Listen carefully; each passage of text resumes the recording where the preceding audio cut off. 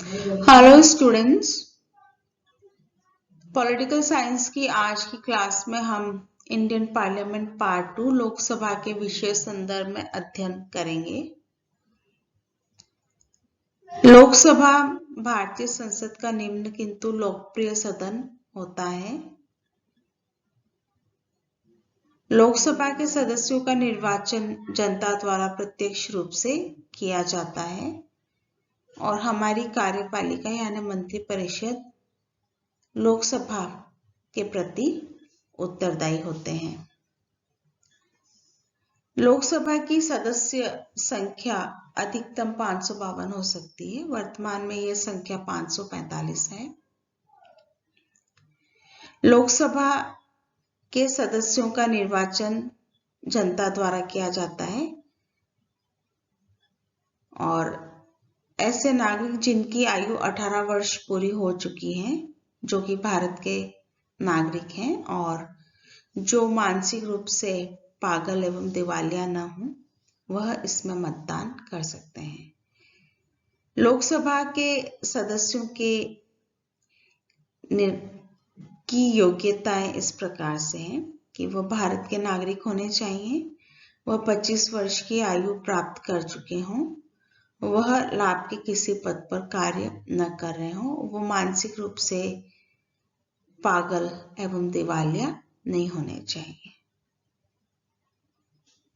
कार्यकाल, लोकसभा का कार्यकाल 5 वर्ष निर्धारित किया गया है और लोकसभा को यदि मंत्रिमंडल सिफारिश करते राष्ट्रपति को तो समय से पूर्व भी भंग किया जा सकता है और लोकसभा में यदि सरकार अपना विश्वास खो दे या बहुमत खो दे तो उसे सरकार को अपने पद से इस्तीफा देना पड़ता है और इन विशेष परिस्थितियों में पुनः चुनाव भी कराए जाते हैं। लोकसभा की शक्तियां, लोकसभा की शक्तियों में सबसे इंपॉर्टेंट है कानून बनाना। लोकसभा और राज्यसभा की शक्तियां कानून बनाने के संबंध में समान है। किसी भी विधेयक को लोकसभा और राज्यसभा में प्रस्तुत किया जा सकता है और जब एक सदन में वह विधेयक पारित हो जाता है तो उसे दूसरे सदन में भेजा जाता है। वहां से पारित होने के पश्चात वह पुनः पहले सदन में आता है और फिर वहां से राष्ट्रपति के हस्ताक्षर के लिए जाता है। राष्ट्रपति के हस्ताक्षर के पश्चात वह विधेयक कानून बन जाता है। लोकसभा एवं राज्यसभा केंद्रीय सूची एवं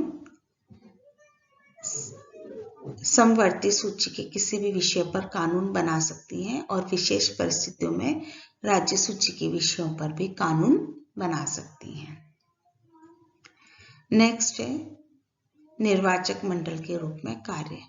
लोकसभा राष्ट्रपति एवं उपराष्ट्रपति के निर्वाचन में भाग लेती है। नेक्स्ट है वित्तीय शक्तियां।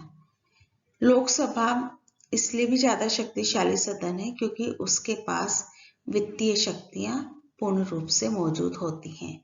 राज्यसभा के पास वित्तीय शक्तियां नहीं होती हैं।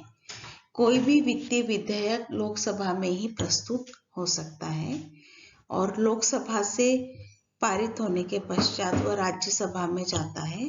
राज्यसभा उसे 14 दिन के भीतर पारित कर देती है और यदि राज्यसभा 14 दिन के भीतर पारित न करे तो उसे पारित मान लिया जाता है।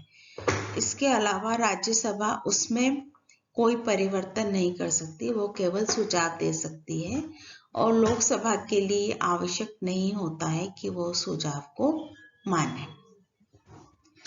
नेक्स्ट है महाभियोग संबंधी शक्ति। लोकसभा एवं राज्यसभा राष्ट्रपति एवं सर्वोच्च न्यायालय, उच्च न्यायालय के मुख्य न्यायाधीश एवं अन्य न्यायाधीशों पर महाभियोग लगाने की प्रक्रिया में भाग लेते हैं। दोनों सदन की शक्तियां इस संबंध में समान है। नेक्स्ट है संविधान में संशोधन संबंधी शक्ति। अनुच्छेद 368 के अनुसार संसद के दोनों सदन, लोकसभा एवं राज्यसभा, संविधान में संशोधन की प्रक्रिया का कार्य पूरा करते हैं और दोनों सदनों की शक्तियां इस संबंध में भी समान है।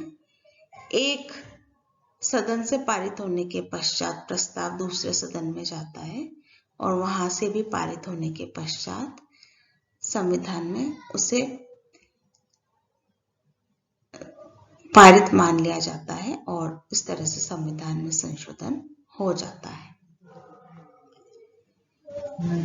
लोकसभा की विविध शक्तियों में आता है, यदि आपातकाल लागू किया जाता है तो उसे संसद की 1 महीने के भीतर अनुमति लेनी या उसे 1 महीने के भीतर संसद द्वारा पारित होना आवश्यक है। यदि ऐसा नहीं होता है तो आपातकाल लागू नहीं रह सकता है और यदि लोकसभा का विघटन हो गया हो तो राज्यसभा इस प्रस्ताव को पारित करती है। लोकसभा मंत्रिमंडल पर पूर्ण नियंत्रण रखती है। वो प्रश्न पूछकर, पूरक प्रश्न पूछकर मंत्रिमंडल पर नियंत्रण रखती है। इसके अतिरिक्त अविश्वास प्रस्ताव केवल लोकसभा द्वारा ही लाया जा सकता है। यदि कभी ऐसा लगता है कि सरकार अपना विश्वास खो रही है, बहुमत खो रही है, तो ऐसी स्थिति में लोकसभा में अविश्वास प्रस्ताव लाया जा सकता है। यह भी लोकसभा की विशेष शक्ति होता है। तो इस तरह से लोकसभा लोकप्रिय सदन होने के कारण अत्यधिक शक्तिशाली होती है। समस्त वित्तीय शक्तियां भी लोकसभा के पास होती हैं और चूंकि लोकसभा के सदस्य जनता द्वारा प्रत्यक्ष रूप से निर्वाचित होते हैं और मंत्रिपरिषद प्रत्यक्ष रूप से लोकसभा के प्रति उत्तरदायी होती है, इन कारणों से लोकसभा अत्यधिक शक्तिशाली होती है। Thank you.